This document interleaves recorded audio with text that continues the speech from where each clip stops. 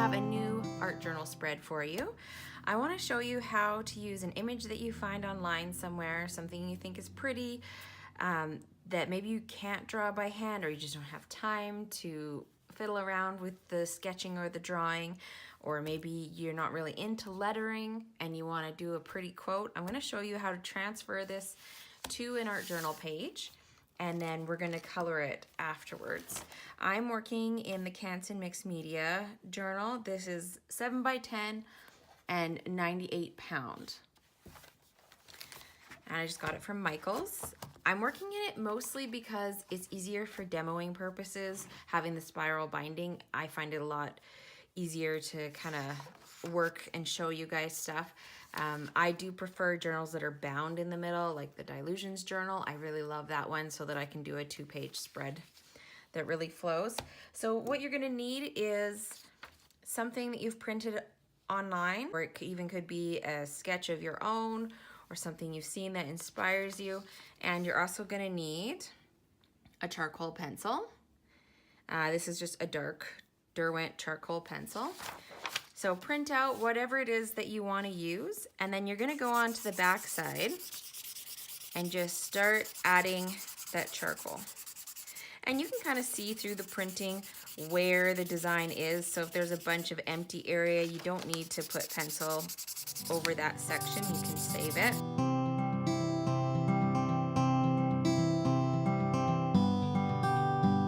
Okay, here is my page all covered on the back side with the charcoal pencil.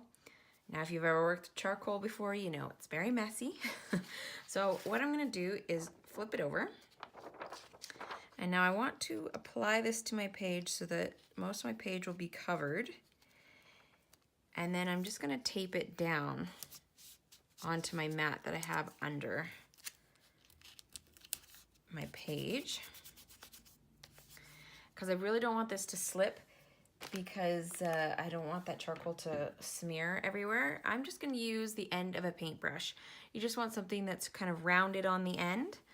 And I'm gonna try not to drag my hand and put pressure all over the place. I'm gonna try to just put pressure right onto the image.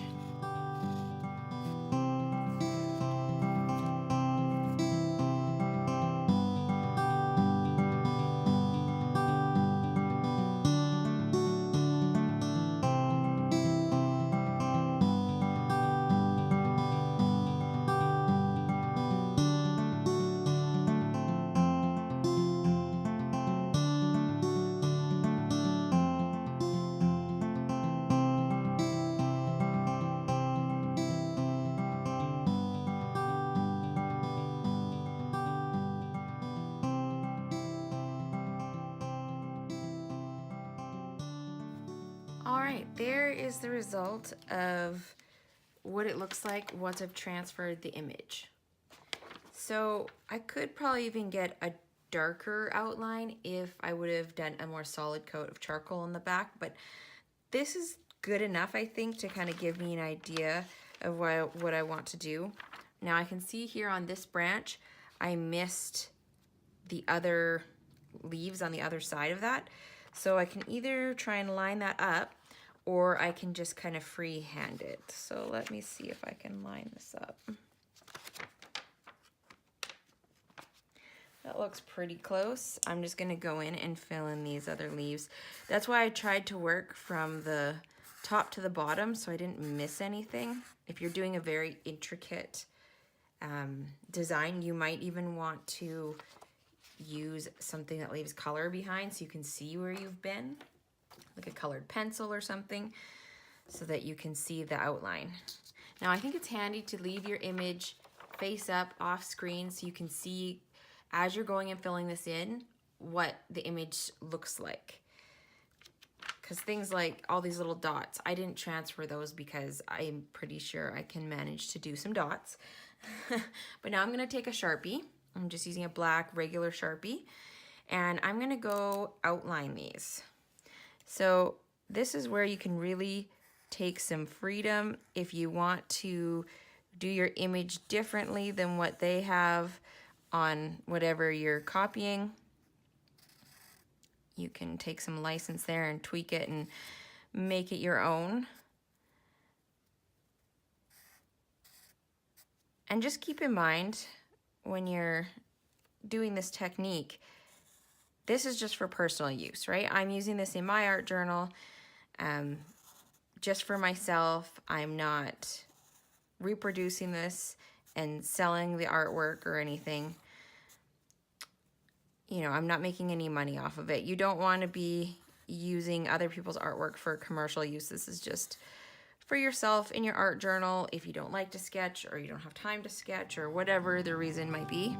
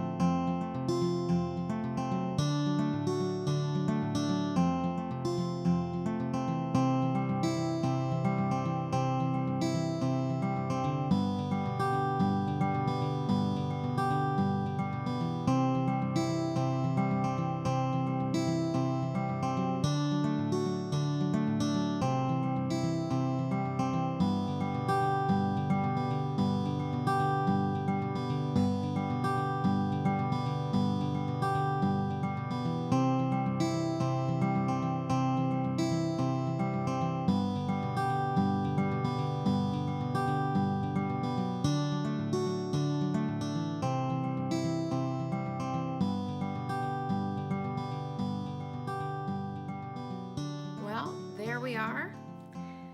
This is what I have so far. I've outlined in the Sharpie. I took a little bit of artistic license and changed it up a little bit. It's not exact as the original, but this is basically just a guideline to give you a jumping off point of where to start, how to get started. Now I'm gonna take a white eraser and just erase all the extra charcoal and clean it up a little bit so that I can add some color on top. My image is now all cleaned up and I want to add some color. Now you could do this lots of different ways. I would think that probably some sort of watercolor or some sort of transparent, maybe if you watered down your acrylics, would be easier if you're trying to keep the black outlines. So what I'm going to use are distress inks. So they're kind of like watercolor, they're water reactive inks. And I'm gonna go through, I think, and just color up some of the images first and then add a background. I'm gonna dry in between so that I'm not getting a lot of bleeding, and hopefully that will work out really well for me. So I have picked raspberry and wilted violet here, so that's what I'm gonna use for colors to do the flowers. I'm just going to give these each a spritz of water. And I just want this to be kind of loose, not super tight in the lines or anything. Since it's a very loose sketch as well, if I go out of the lines, it kind of just fits with the look. It might be different if you were doing something that had very tight lines and looks like it should be, you know, a little bit more specific, not so haphazard. I'm putting out a little bit more ink and I'm just gonna grab it with my wet brush because I want to add some more saturation on here so it's not quite so watered down. So I'm getting some nice darks, lights,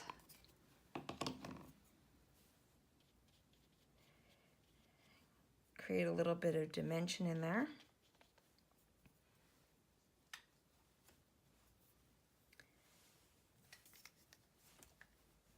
Okay, I think I'm pretty happy with that. I might add a little bit more pink just to brighten that pink up a little bit.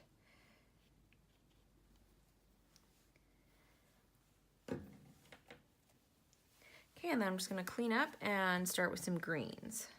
Now that my mat is clean, I can swatch out some greens.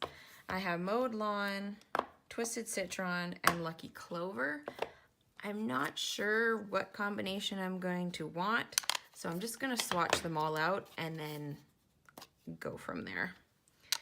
I do like to have some lights and some darks just to shade.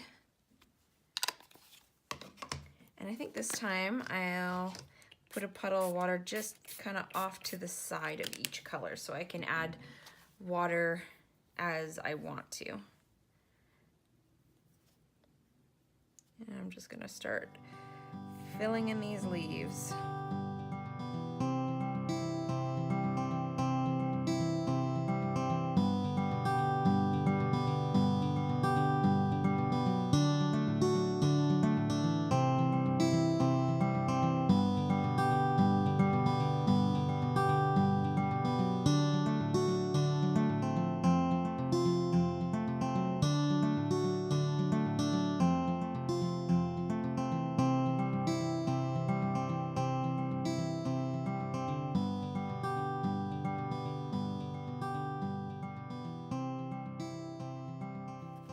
So this is where I'm at.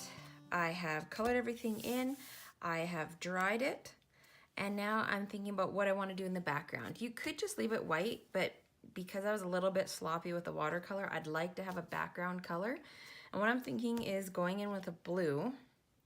I have Broken China and Salty Ocean here, and I'm thinking maybe using the lighter one just to kind of give it mostly an all over. I kind of want a spotlight around the sentiment so it's lighter here, and then have some darker bits by the flowers and the leaves and stuff. So we will try that.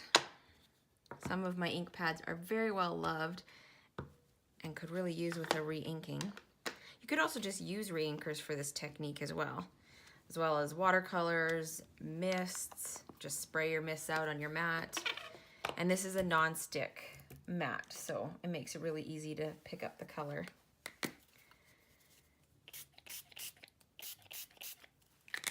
All right, so I'm just gonna go in and start painting the background. I'm trying really hard to avoid swiping over what I've already colored. So if I go over it too much, I will reactivate those inks and everything will kind of bleed out into the background, which, I mean, it could be a look you're going for. It's not really what I'm going for.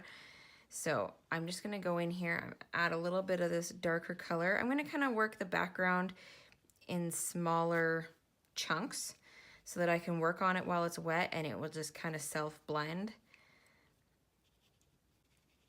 And I hope this technique helps you guys because it's just a way to get you started, right? The hope is that you will do some sketching on your own, play around with your own skills, but it's a fun thing to do and it's a great way to learn. You even just get the flow from the tracing.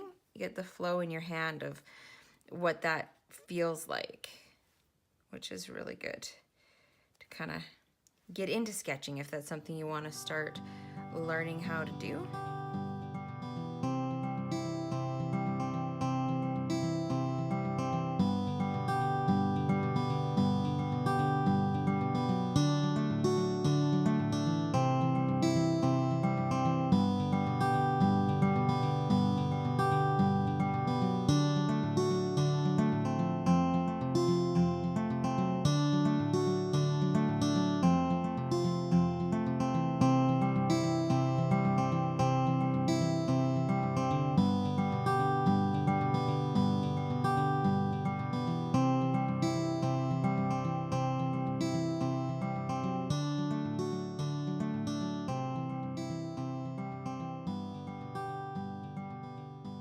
So hopefully you can see as I'm working here that I'm trying to blend out any harsh edges as I go. I am going for kind of a soft watercolor look, so I don't want there to be these really harsh transitions from color to color. And I'm just adding more ink here as I need it. But I do want this to be a fairly blended, soft, kind of pretty background. So when I put down color and see how there's like that kind of harsh line there, you can go back with either a very watered down brush or just water on your brush and just go over that again and it'll help just soften. You don't want to pull the darkness in too far though. And if you do end up with lines, you can go back in and re-wet areas and rework them.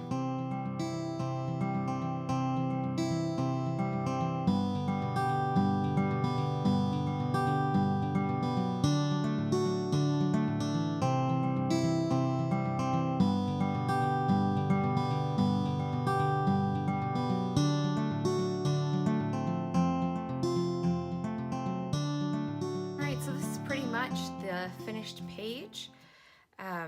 You can see I wasn't going for this really neat, tight coloring job. It's loose, it's watercolory, and I love putting quotes in my art journal. Almost all my art journal pages have quotes. I just think it's a great place to put those things that you find on Pinterest or Facebook or whatever, Instagram, that you find really inspiring and, you know, gives you that little lift or gives you that little push to do something, or reminders. So that's what I love doing in my art journal. Now this probably is not complete because it's matte, and I love sparkle and shimmer. So I just recently got this. This is the Sheer Shimmer Spritz. I think it's from Imagine Crafts.